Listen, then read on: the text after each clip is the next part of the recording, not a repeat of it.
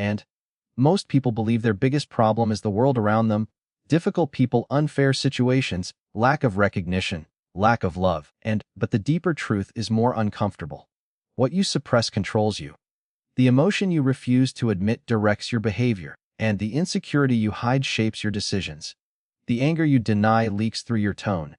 Your reactions reveal your shadow, and the calmest person in the room is often the most dangerous, not because they are cruel, but because they are integrated. And most people are not controlled by their thoughts, they are controlled by what they refuse to think. Every time you say, "That's not me," every time you push down jealousy and resentment, desire, or fear, you don't eliminate it, you bury it. And buried things do not disappear, they grow roots. Carl Jung called this hidden territory the shadow, and the part of you that your ego rejects, the part you were taught was unacceptable, the part that doesn't fit your self-image. You were told to be nice, and so you buried your aggression. You were told to be humble, so you buried your ambition.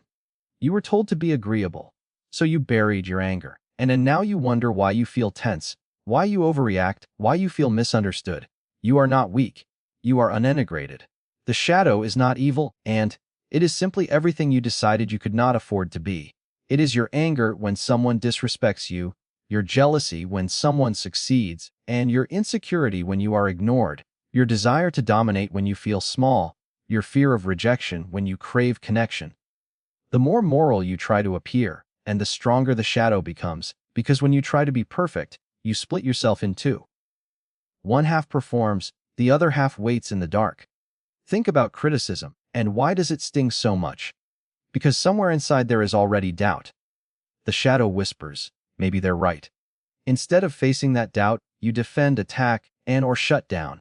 In relationships, when someone pulls away and you feel triggered, it is often your shadow carrying fear of abandonment, fear of not being chosen, and fear of not being enough. Certain people irritate you instantly, arrogant people, needy people, lazy people, but irritation is often projection. And the traits you hate the most are often the traits you have disowned within yourself. Here's what nobody tells you: the shadow is not just your darkness, and it is also your power. If you were shamed for being assertive, your shadow holds your strength. If you were punished for being confident, your shadow holds your leadership. And if you were criticized for wanting more, your shadow holds your ambition. You don't become untouchable by eliminating your shadow. You become untouchable by reclaiming it. And before that happens, however, the shadow controls your life. It controls your emotional triggers.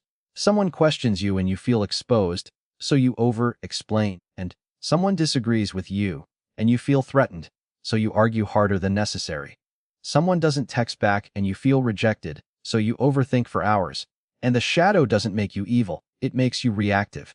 And reactivity is psychological weakness.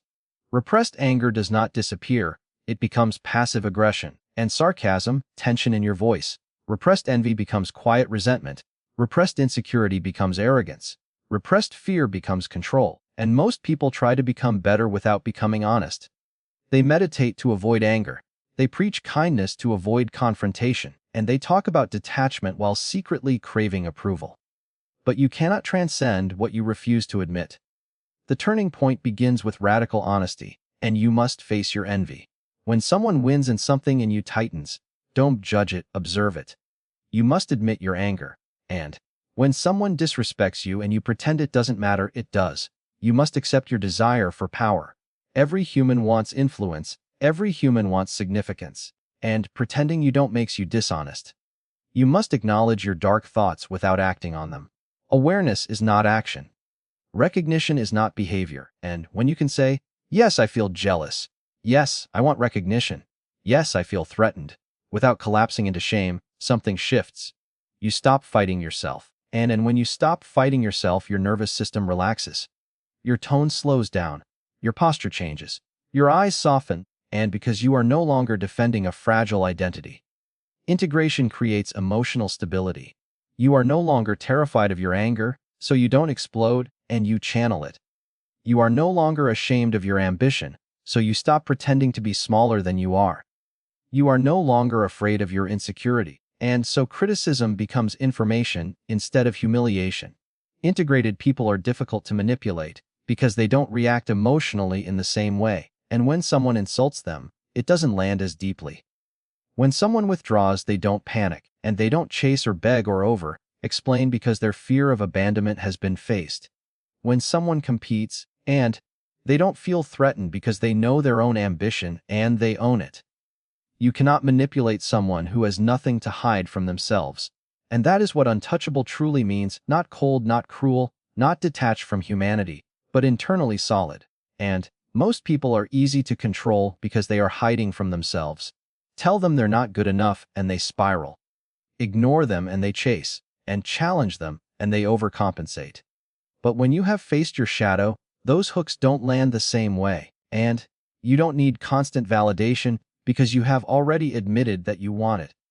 You don't fear rejection because you have already felt it internally and survived it. And you don't explain yourself excessively because you are not desperate to be seen as good. You simply are. This transformation requires practice, and start by noticing your triggers and writing them down, the emotion, not just the story. Anger, jealousy, embarrassment, fear, and ask yourself which part of you feels threatened. Over time, patterns will appear. When you feel envy, and treat it as a compass pointing toward suppressed desire instead of as something shameful. Practice pausing when provoked, and feel the surge in your body without immediately acting on it. Emotions rise and fall. You are not your first reaction. When dark thoughts appear, and acknowledge them without dramatizing them. Power is not the absence of dark impulses, it is control over them. Notice how often you modify your words to be liked, and how often you soften your opinions to avoid discomfort. Begin speaking one honest sentence each day without adjusting it for approval. And discomfort is the doorway to integration. Untouchable does not mean cold, it means internally stable. It means your emotions obey you instead of ruling you, and it means when chaos enters the room, you do not absorb it. When someone misunderstands you, you do not crumble. When someone leaves, and you do not collapse into panic because you have already met the parts of you that feared those things. The shadow never disappears completely, it evolves as you evolve, and new levels bring new insecurities and new ambitions reveal new fears. But once you understand the process, you are no longer afraid of the darkness within you, and you walk into it consciously. When you master your shadow, you stop fighting yourself. And when you stop fighting yourself, and the world can no longer fight you in the same way, because there is no exposed nerve left to press, no fragile identity left to protect, no hidden shame left to exploit, and there is awareness, choice, and control. And that is what makes you untouchable.